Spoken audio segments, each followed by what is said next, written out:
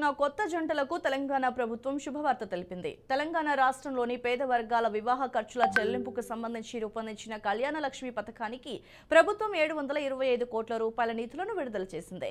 ఈ మేరకు రాష్ట్ర బీసీ సంక్షేమ శాఖ ముఖ్య కార్యదర్శి బుర్రా వెంకటేశం శనివారం ఉత్తర్వులు జారీ చేశారు.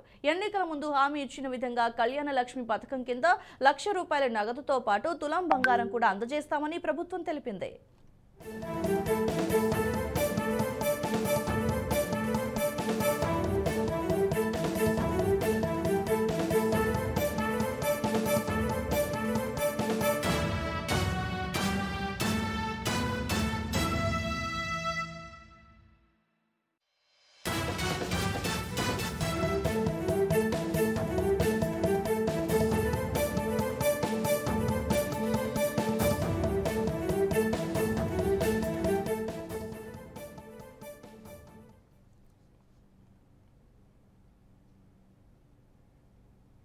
టీడీపీ అధినేత చంద్రబాబు శనివారం అర్ధరాత్రి హైదరాబాద్ నుంచి అమెరికా